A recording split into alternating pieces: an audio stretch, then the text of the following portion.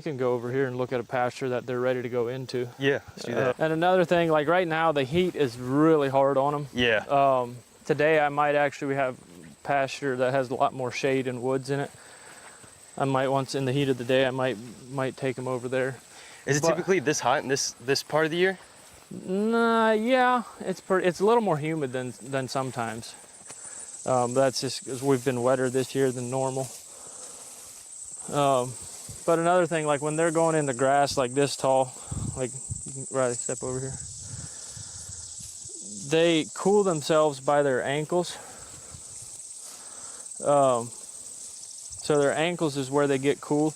And if you go down in the grass, like right in here, and feel how cool it is down here, you can, so when they walk into a new pasture, their ankles are getting cooled by the cool temperature down there.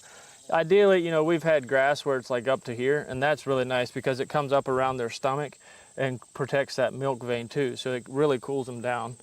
I haven't done any samples. Some kind of bug.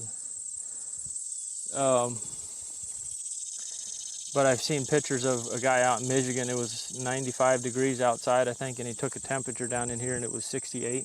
So he took them, and his cows were literally standing in the sun, but just cooling off in the grass. So that's a part of regenerative agriculture, actually, is no bare soil because of that. Yeah. Temperatures, major difference. Yeah. And that's huge for the biology too. Yeah.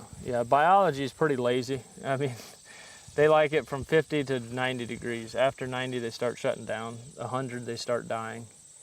And I've seen pictures of bare soil that's hotter than pavement. So, and like Alan Williams will tell you stories about in irrigated land out in Kansas, and he has like soil infiltration rings where they pound it in, they put so much water in, see how fast the water absorbs.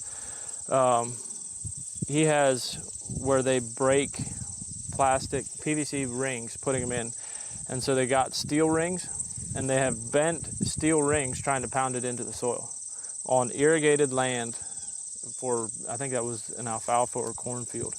And he said the soil temperature was like 120, 130 degrees. And he's like, it was only 80 degrees outside that day, but the soil just like, it bakes. And he's like, it gets so hot, like there's nothing living for inches underneath there. But then he has stories of people that have roots growing within 2 years, they have roots down 7 feet, I think. So it's pretty crazy how fast you can change things around. That's why I love how Gabe Brown titled his book Dirt to Soil. Yeah. Because that's exactly right there. I haven't actually read that book yet. It's really, that was one of the first books I read in the journey for me, and it's great for anyone that wants to learn. Yep. So whenever deciding on, well, when rotating, how long do you decide to wait before rotating them? So there's difference between rest and recovery. So we move them twice a day. So I gave them a break this morning. I'll give them another break tonight. Rest or recovery is when the grass is ready to graze.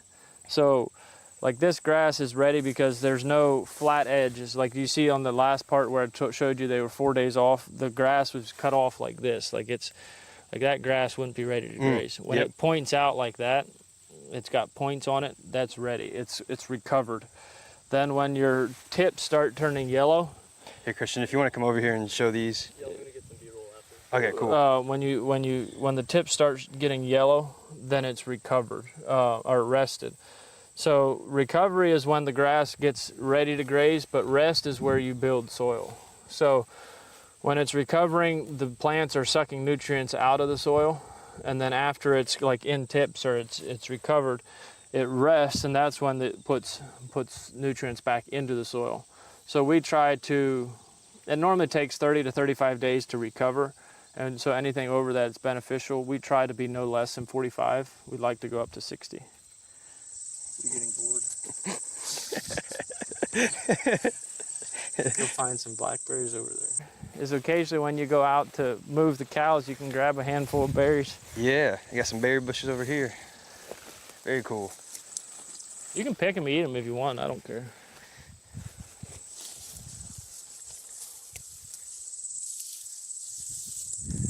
You think you ever had wild grown blackberries? Yeah,